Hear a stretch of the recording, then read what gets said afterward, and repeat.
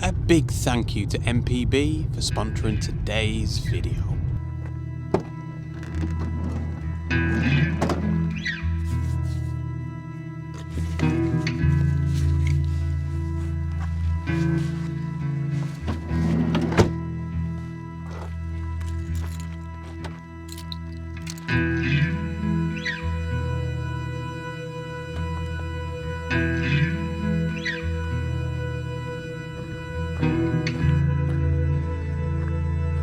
So I put a post on social media there the other day.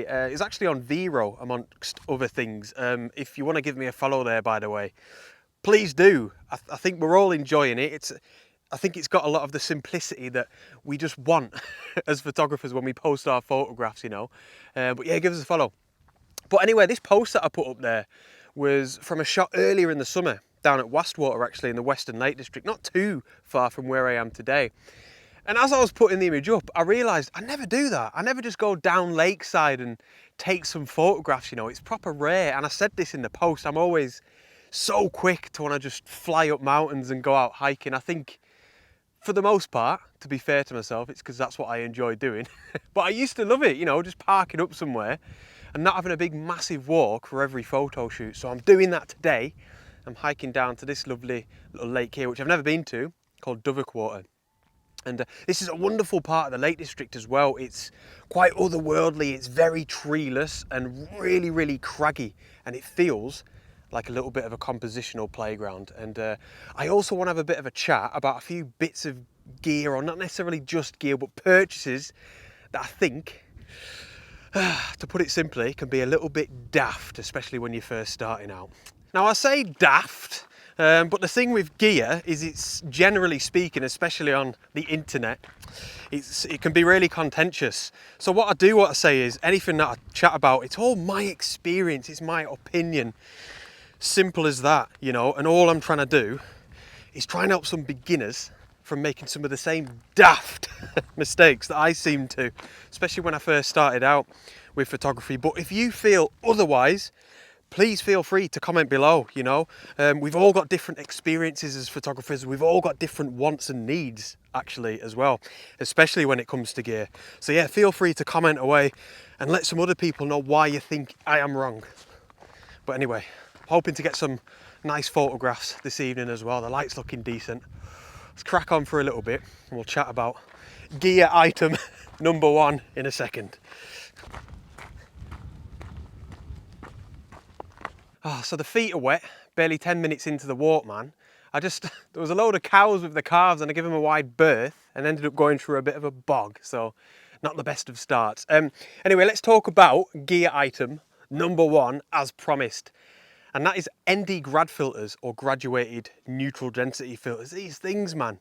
So if you don't know what they are, generally speaking, they're like a rectangular shaped filter. You can get square and circular ones, I think, as well though. The top of the filter is black and translucent and it will gradually become transparent at the bottom. So if you've got a really bright sky but a dark foreground, you can sort of understand how it would work. You darken down that sky but not the foreground. Now that effect, that process is very easily replicated in post-production. If your histogram's okay, you can just use a digital graduated filter in Lightroom. If the dynamic range is particularly high, you can bracket out on location and then blend the two or however many exposures together in Photoshop. Really easy to do. Now, the problem I've got here is that I was the daft one. When I first started out, I didn't know that you could do this in post-processing. So that's why I really wanted to mention them, you know. They're not necessary. It's extra money getting spent, of course. It's extra weight. It's something else that can break and you've got to replace. But you know, a lot of people like to do everything or as much as they can out on location and less sat behind a computer. And I respect that, I understand that. So it has to be very much up to you. But the main reason I wanted to mention them first is just so that you know, unlike I did, you know that there is an option to do that in post-processing and you do not have to buy the filters. Right, let's crack on.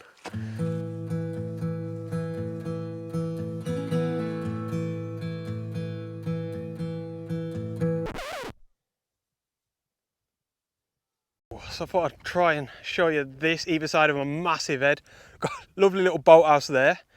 and then we've got a nice fell there. So I'm trying to make my way around this lake a little bit to see if I can get both of them. I'm just trying to change the perspective, you know, in a photograph.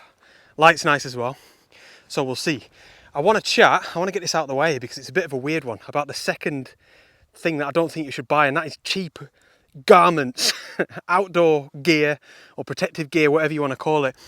If someone was to ask me, Henry, what are some of the best purchases that you've made towards your landscape photography, I would start chatting about clothing, you know, hiking boots, really good pair of gloves in winter, hiking pants, you know, anything, waterproof, you know, waterproof jackets, man. These things I feel are so important for landscape photographers. And here's the reason why, is because when you're out and it's cold and it's wet and you've purchased like cheap gear, water's going to start seeping through and you're going to be cold, and thus you're going to lose your creativity really quickly. It's going to dip and you're just going to want to go home. And so to me, that is so important, because that is our greatest asset, is our motivation to go out and be creative as photographers. And I learned this the hard way. I think I must have bought 3 waterproof jackets at around about 30 or 40 quid before I realised I need to invest a little bit more if I A, want this waterproof jacket to do the job and keep me dry, and B, if I want it to last. So yeah, if you can afford it, try and spend a little bit more on your outdoor gear, your protective gear. Honestly, it goes a long way. And like I said, what is more important than our creativity? We don't want that dipping.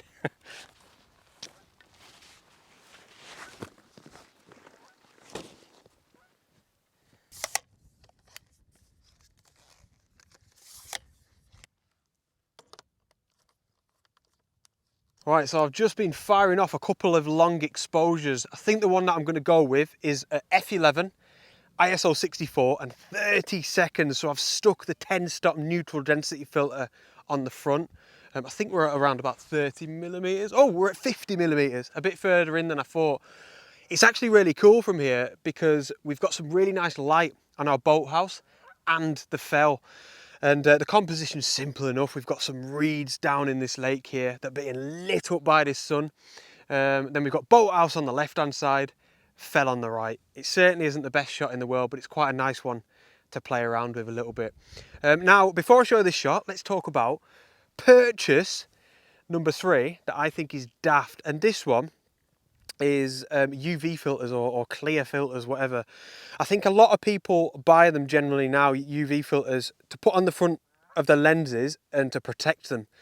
So if your camera falls or if your lens falls or whatever, and it hits a rock or something hard, your filter's going to break rather than your lens. Now I get that. I think that is perfectly viable. Of course it is. But here's the thing, a lens hood can do exactly the same job, and that sort of comes with a lot of lenses anyway. I don't think I've ever bought a lens that doesn't come with a lens hood. Now, I'm a bit of a wally for this one because I never use lens hoods and I don't use filters. So if my camera falls and my lens breaks, the glass at the front, the joke's on me. But I do use a lens hood. I'll show you now. I use one for my video camera. And I've dropped it loads, actually. And you see that? I don't know. So yeah, you can probably look at that on the top. I've dropped it loads. You can see how damaged it is. But yeah, I just don't feel there's any point in making an extra purchase of a clear filter or a UV filter to protect your lens when you can just use a lens hood, you know. But again, each to their own. If you want to go out and spend money on it, just do it. Hope you like this shot.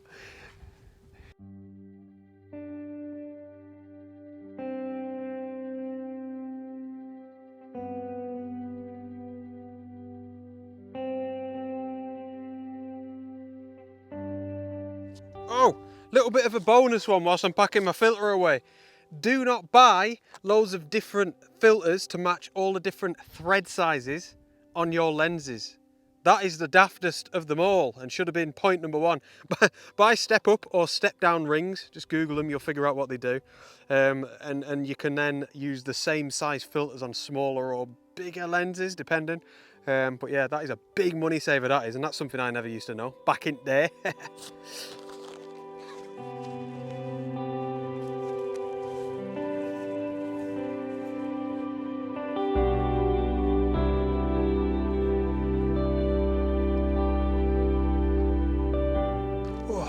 So, I think I'm going to stick round near the boathouse. In fact, I think, you know what I'm going to do? I'm going to go up that fell that I just photographed. and I want a bit more of a bird's eye view of our lovely little lake here. And then we're going to be facing towards where the sun's going to be setting as well. Right, on to the next one. It's not the sort of video that I'd usually do, just reeling off bits of gear like this. Presets. Now this one probably falls into the category of make sure that you shop properly. You know, I'm not here to say that all presets are bad, but there's a lot of tat out there, a lot of rubbish. If you don't know what a preset is, it's in post-processing. You know, Instagram filters or filters on iPhone. Hang on, let me see if I can show you. Yeah, all right, I'll put it up on the screen there. Say if I take that photograph there, and then I go on the photograph and I edit the photograph, and I go on filters, and look, you can see it kind of does the work for me with all these different presets, let's call them. It calls them filters on here, but in Lightroom, in our sort of world, it's called presets, or LUTs, I think. Now, like I said, you can get good ones, but here's the thing. Too many people think that presets are like a one-stop shop, you know, a fix-it-all. Whereas I don't think it's good practice to see them like that. I think you can go into Lightroom, you know, you've got your presets that you've bought or anything. Is that geese flying at me now or what? Thought the dream was over then, guys. You can even see him. But yeah, going into Lightroom, I think the idea is you put the preset on your photograph like you've just seen me do with my phone, and then do a few more edits after that, you know. It's not to just get your images in, hit the preset and that's game over. If you find something that worked for you, I suppose, then it's fair enough. But I think for me, I love post-processing, so I wouldn't like to miss out on all that, like editing the photographs myself. And I just feel like as well, it's good practice as a photographer to understand post-processing as well, and not just get, I don't know, into the habit of using presets. But again, it's probably a contentious one, man. Like, feel free to comment away. If anyone's been successful with them, if anyone uses presets regularly, comment. Let people know, or let people know where to buy them and stuff if you've got any good ones. But I don't think I've ever seen any good ones, to be honest. Right, I'm going to start making my way up my little hill here. I think it's going to be a beast.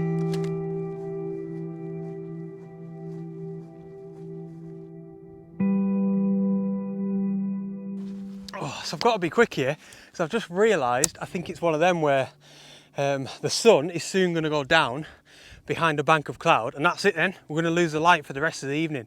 So I want to try and grab a quick panic photograph whilst we've still got the light. So get the old camera out. Ugh.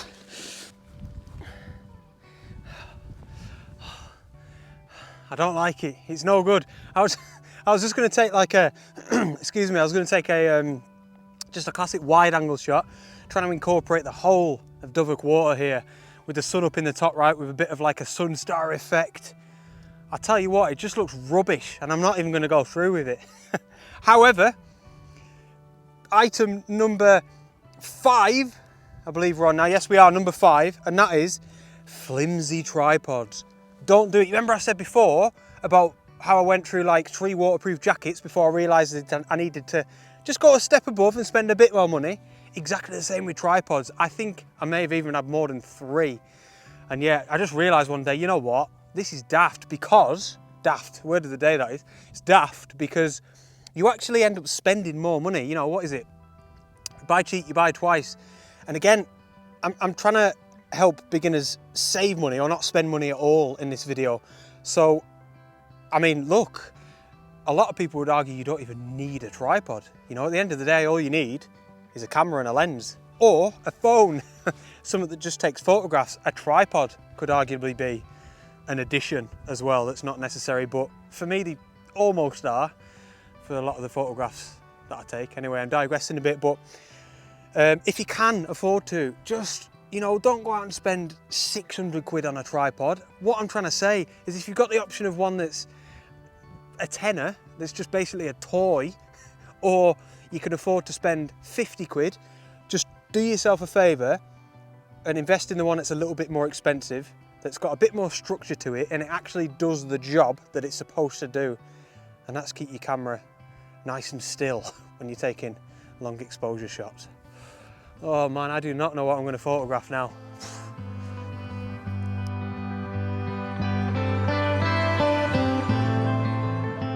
These little mites. Yeah. The herdwicks. What's going on here? It's like a zoo. It's all going on. Right, so we're making our way up the hill. It's funny how I started this video as well, isn't it? By saying that I need to go up less hills. What a wally. I feel like I'm just chatting away to the camera today, guys, so I do apologise. Starting to get sick of the sound of my own voice, believe it or not. But I wanted to make this video. Now, before we get on to daft purchase number 6, let's call it, I want to say another big thanks to today's video sponsor, which is MPB. Really grateful for their support. How funny when I'm making a video where I'm, in a way, encouraging people to not go out and spend money on gear.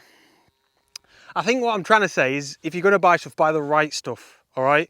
But if you don't know who MPPR, it's a wonderful platform where you can buy and sell, actually, used photography or videography equipment.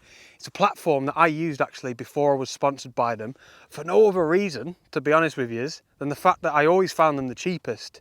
They've got a great grading system on their website, where you can get a real good idea of the condition gear is in before you buy it. And that is fantastic. That's a big incentive, or it was for myself. I'll leave a link in the video description below. Go and check them out if you've never heard of them. Absolute class. I've had loads of positive comments from you guys about MPB as well, which is always good. You can also sell gear to them as well. And they offer a wonderful service where the courier will come to your gaff and they will take the gear from you. I think all you've got to do is like box it up.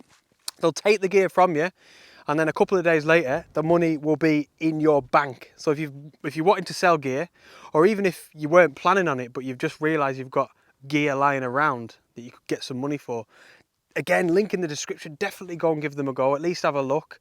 That's a fantastic service. It's very little effort, you know, on our end, the photographers, and it means you could get some more money to upgrade your gear. Oh, right, but yeah, thank you for their support. Definitely go and check them out. Right, I'm going to get a little bit further up my hill and then we'll chat about, what was it? Daft purchase number 6, I said. Oh, living the dream. So, look at this professional camera work here. I figured that I'm just nattering away here this evening, so I may as well just get straight on to daft purchase number 6. You know what? I'm going to be completely honest with you here. This evening I have focused too much attention on the subject matter of this video, and the photography has just passed me by. The sun's gone now. See you later. See you later, sun. See you next time I'm out. And I never do that. Absolute. Speaking of daft, no, the saving grace might be the colour in the clouds, but we'll wait and see. Anyway, daft purchase number 6. Surely there's no justification for this purchase as landscape photographers, but I see people with them all the time. Them wireless remote shutters. If you don't know what they are, it means you can activate your camera's shutter wirelessly from, you know, X amount of meters away from your camera. Some of them are like 30 quid, you know, like the branded ones. And again, I just don't want people out spending money when they don't need to. It's daft. Get out with your cameras and learn about composition. That's what it's all about.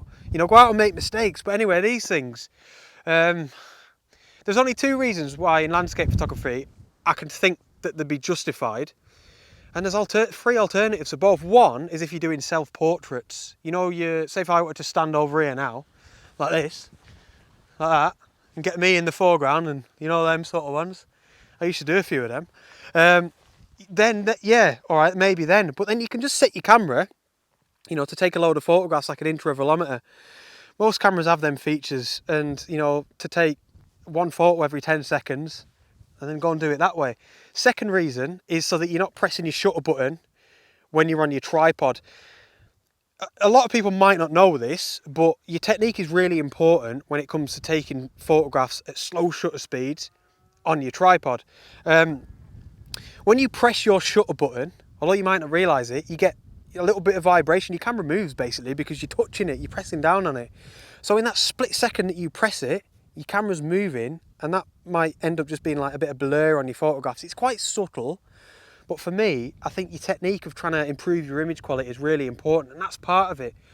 But So that would be good for that, because you don't need to touch your camera when you take the shot with your remote shutter, your wireless remote shutter. But all you have to do is put like a delay on, and that's what I do with my Nikon. I just have like a 2-second delay. So I press the shutter button, take my hands off, and then after 2 seconds, then it activates the shutter and takes the shot. So the camera's had, chance to relax and calm down.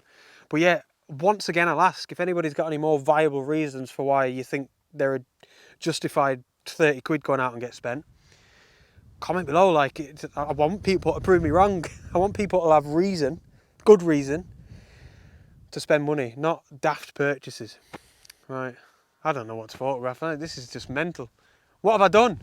What have I done? Oh.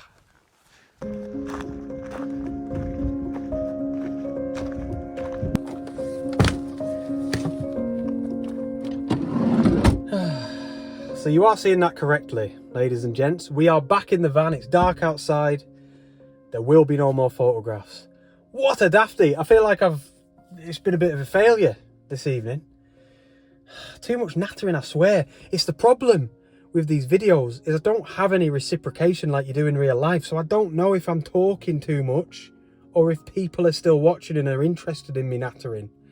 If you're interested, right, do me a favour, pause the video now and hit the thumbs up button, and then I know how many people are still watching this now. That would be greatly appreciated. Anyway, we have got one more daft purchase. This one's a proper general one actually, and it's just the whole if you buy cheap that you buy if you buy cheap you buy twice thing, but in general with all gear. And again, this is just purely from my experiences. All too often I've gone out and bought a cheap or the cheapest option, and it's just come back round to bite me in the botty, and I've had to buy something more expensive eventually anyway. It has to be your own judgment, and on top of that, this whole video, it's all opinion based, man. What's a necessity to you might not be to me, and vice versa. So you have to figure that out yourself. But again, just passing on my experiences. One more thing, if people are still listening now, my 2023 calendar, I'm going to take it off pre-order at some point over the next few days, which just means that it will still be for sale in the lead up to the new year. Sounds daft talking about the new year in September, but you will have to pay for postage. So if you wanted to support me by buying one of my calendars, first and foremost, thank you so much. It means absolutely everything. But yeah, secondly, now's the best time to do it, because it just means that it'll be free postage anywhere on planet Earth. But anyway, I'm off home to have some soup and bread, and yeah, fingers crossed the next adventure will involve a little bit more photography. I like to think so. But yeah, thank you so much for tuning in. I'll see you on said next adventure. Out.